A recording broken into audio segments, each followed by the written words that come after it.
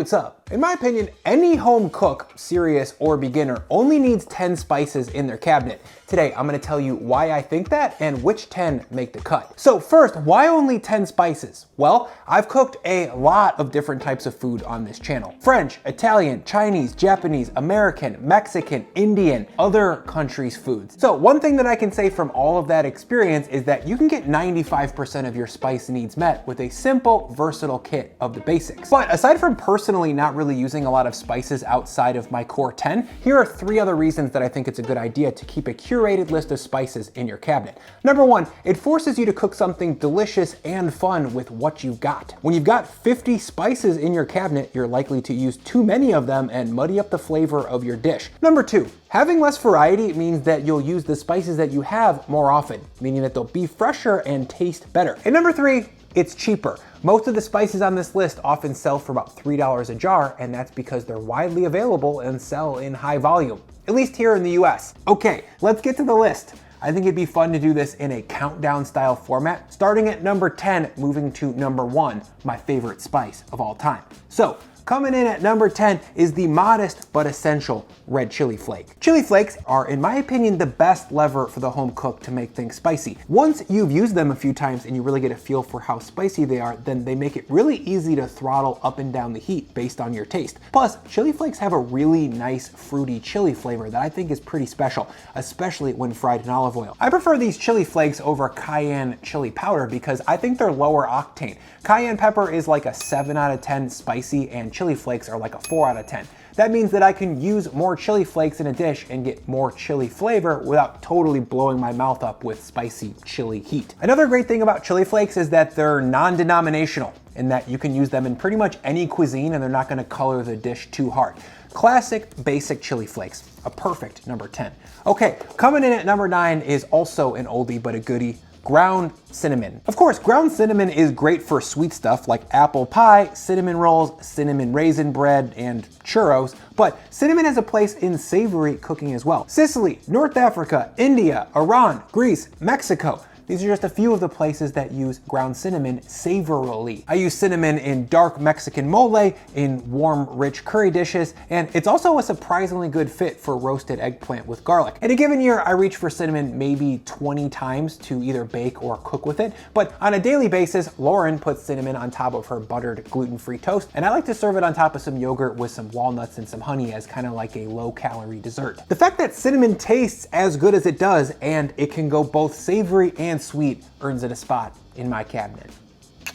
Love you. Okay, spice number 8 is garlic powder. Let me just say that garlic powder should not be compared to fresh garlic. Both are great in their own way, and I will always have both in my house. Compared to fresh garlic though, garlic powder has a much more round and soft flavor with an almost umami quality. In my daily home cooking, I generally use garlic powder 4 to 5 times a week, mainly for rubbing or marinating meats, but I also use it with sauteed veggies to bring that savory umami flavor that I mentioned. And aside from being super convenient compared to fresh garlic, garlic powder doesn't burn like fresh does. So for higher heat cooking methods like broiling or grilling, garlic powder is actually a better option. Honorable mention goes to onion powder, which I like for pretty much all the same reasons as garlic powder. It's just that I use it way less often. So for that reason, it is definitely not on my essential top 10. Now I'm gonna talk about essential spices 6 and 7 together because for me, I almost always use them as a pair. Just like the green coffee seed and green tea that's in Superfuel by eBoost, the sponsor of this video. Superfuel is a sparkling natural energy drink that doesn't have all of the synthetic stuff that other energy drinks have, so you can feel good putting it into the temple that is your body. Superfuel is made with natural caffeine and has no artificial flavors, colors, or sweeteners, and in my opinion, it crushes other energy drinks in terms of taste and the ingredient label. It's got 10 essential vitamins and minerals, electrolytes, antioxidants, and nootropics like L-tyrosine and L-theanine. I usually keep a few cans in the fridge to sip on when I need some energy and focus in the late afternoon, but it also just doubles as a refreshing, delicious beverage to have at any time. Chef's Kiss award goes to the sparkling orange mango and sparkling ginger lime. These are my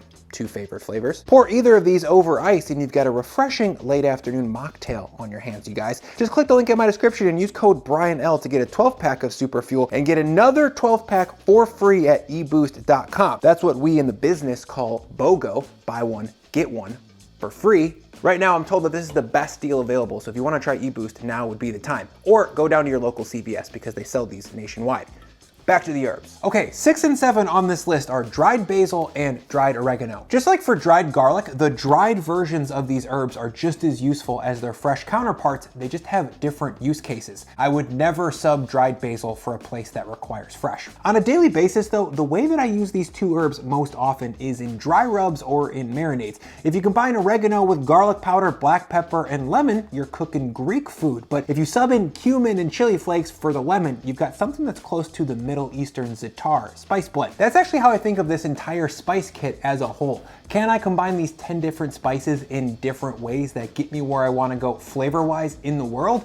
And most of the time the answer to that is yes. I'm rarely left wanting for an additional spice. Spice number 5 is chili powder. In America, some of our most popular foods are centered around gratuitous use of chili powder. I'm talking about ground meat chili, ground meat tacos, and of course, barbecue, both rubs and sauces. As a kid growing up in America, I would eat at least one of those 3 dishes every single week, sometimes all of them, on the same day. So for me, keeping chili powder on hand is a no-brainer. I use like 7 to 8 cups of it per year, so I've always got a ton. And no, you don't need fancy chili powder either, at least not in my opinion. That's because regular old standard issue chili powder tastes real good, assuming it's fresh. If you wanted, you could replace all the dried chilies in your pantry right now and still make great Mexican food with just chili powder and chili flakes.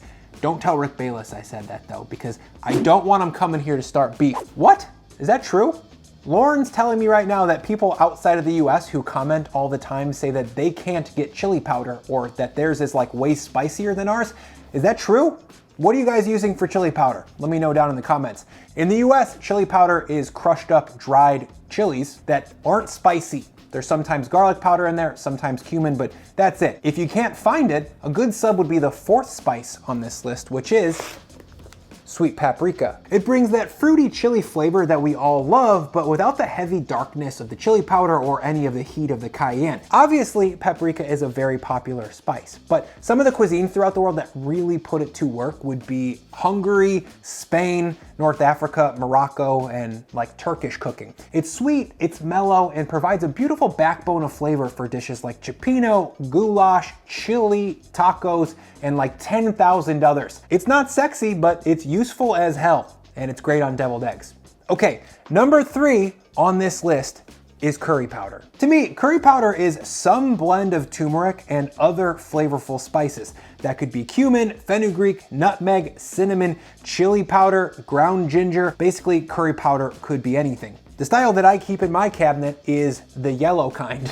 It's super flavorful, but totally generic. I just buy it in bulk at the International Grocery Store and it's called curry powder. I use curry powder all the time, obviously, but specifically I love it for Indian-inspired dishes like this chicken and vegetable curry from my weeknighting series, or curry powder is essential for dishes like Thai cow soy, or that curry chicken salad that I made last week. I think curry powder is like a distortion pedal for your home cooking. It makes everything louder, more crazy, and just more fun overall. Everybody should have it in their cabinet. The penultimate spice on this list is Garam Masala. It's basically just a bunch of warm spices combined to make a blend that dances on the edge of sweet and savory. I like Garam Masala in my cabinet in addition to curry powder because they each cover a different end of the spice spectrum. In general, curry powder has a bit more of an earthy, spicy, peppery flavor, and Garam Masala is not spicy. Instead, it's got a warm, round, and pungent flavor with the aroma of sweet spices. I often use curry powder and Garam Masala together because they're a really good complement.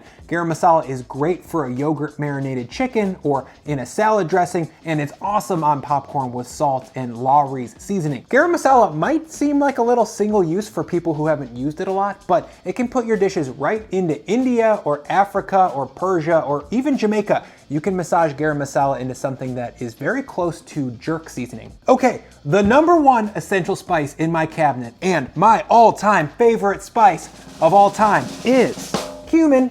I use more ground cumin than any other spice. It can be used in South Asian foods, Indian, Middle Eastern, Mexican, Spanish, North African, basically all foods, with the exception of Scandinavia and the Anglosphere, who basically don't use spices. But yes, It's extremely versatile, it tastes good, and I can think of about 1,000 ways to use it right now. For me, cumin is a capital S spice, meaning that it can instantly change the experience of a dish. Kind of like curry powder. And like any other capital S spice, it has its own exotic aroma and flavor that can't be imitated or replicated by anything else. To me, it kind of smells like an armpit, but in a good way. And if you could only have one seasoning in your cabinet that wasn't salt and pepper, I think cumin makes a pretty compelling case. What's your #1 spice of all time? Let me know down in the comments. Okay, time for honorable mentions. The first of which is